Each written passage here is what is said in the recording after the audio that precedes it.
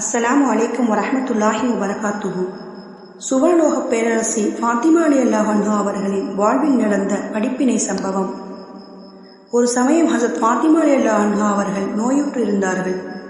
தனது அருமை மகளாரை பார்த்து வர நபித்தோழர்களான இம்ரான் இப்னு ஹசீன் அலி, ஜாபிர் இப்னு சம்ரான் அலி ஆகியோரை அழைத்து கொண்டு அண்ணல் நபி ஸல்லல்லாஹு அலைஹி வஸல்லம் அவர்கள் புறப்பட்டார்கள்.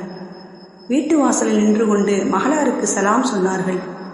உள்ளிருந்து ஃபாத்திமா ரலியல்லாஹு அன்ஹா அவர்கள் பதில் சொன்னார்கள். உள்ளே வரலாமா என்று அனுமதி கேட்டார்கள். வாருங்கள் தந்தையே என்று அனுமதி அளித்த போது, என்னுடன் சில தோழர்கள் வந்துள்ளார்கள், அவர்களுக்கும் அனுமதி தாருங்கள் என்று கேட்டார்கள். தாங்களுடன் வந்திருப்பது யார் யார் என்று கேட்டார்கள். இன்னென்ன நண்பர்கள் வந்துள்ளார்கள் என்று நபி ஸல்லல்லாஹு அலைஹி வஸல்லம் அவர்கள் கூறினார்கள். அது கேட்ட ஃபாத்திமா ரலியல்லாஹு அன்ஹா அவர்கள், என் அன்பு தந்தையே, தற்பொழுது என் வசம் ஒரு சிறிய போர்வை மட்டுமே உள்ளது. எனது உடலை முழுமையாக போர்த்தி கொள்ள அதனை தவிர்த்து வேறொன்றுமில்லை, நான் என்ன செய்ய என்று கேட்டபோது கண்மணி நபி ஸல்லல்லாஹு அலைஹி வஸல்லம் அவர்களின் உள்ளத்தில் கவலை உண்டானது. உடனே தங்கள் மீது போர்த்தியிருந்த போர்வையை எடுத்து கதவு இடுக்கின் வழியாக தூக்கி போட்டார்கள்.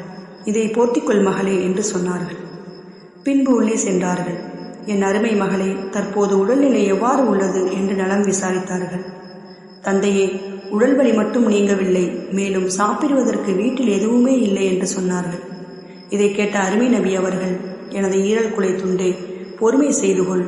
உன் தந்தை 3 நாட்களாக பசியோடு தான் இருக்கிறேன். அல்லாஹ் தருவான் என்ற நம்பிக்கையில்தான் மறுமையை தேர்ந்தெடுத்து கொண்டேன்.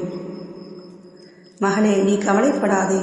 உலகில் உள்ள பெண்கள் அனைவருக்கும் தலைவியாக அல்லாஹ் உம்மை ஆக்கியுள்ளான். அதனை நினைத்து நீ திருப்தி அடையவில்லையா என்றார்கள். உடனே ஃபாத்திமா ரலியல்லாஹு அன்ஹா அவர்கள், அன்பு தந்தையே, உலகப் பெண்கள் அனைவருக்கும் தலைவி என்ற பதவி இம்ரானின் மகள் மரியம் அலை அவர்களுக்கு அல்லவா கொடுக்கப்பட்டிருக்கிறது என்று கேட்டார்கள். மகளே, மரியம் அலை அவர்கள் அவர்களின் கால பெண்களுக்கு தலைவியாவார்.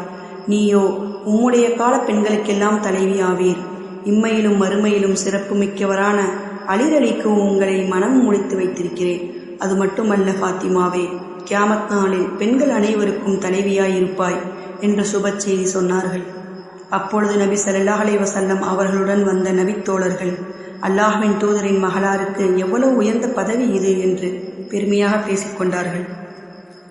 இச்சம்பவத்தின் மூலம் நாம் அறிந்து கொள்ள வேண்டிய படிப்பினை, உலக வாழ்க்கையில் ஏற்படும் கஷ்டங்கள், சிரமங்கள், துன்பங்கள் அத்தனைக்கும் ஈடுகொடுத்து பொறுமை மேற்கொண்டதால் பெண்களின் தலைவி என்ற மாபெரும் பட்டத்தை கண்மணி ஃபாத்திமா ரலியல்லாஹு அன்ஹா அவர்கள் பெற்றார்கள். எனது அருமை இஸ்லாமிய பெண்மணிகளே, நீங்கள் ஃபாத்திமா அலி அவருடன் சுவனத்தில் உல்லாசமாக இருக்க வேண்டுமானால் ஃபாத்திமா அலி அவர்களைப் போல் உலகில் பொறுமையை மேற்கொள்ளுங்கள். அல்லாஹ்வின் கட்டளைகளை ஹயாத்தாக்குங்கள். அல்லாஹ்வை பயந்து வாழுங்கள்.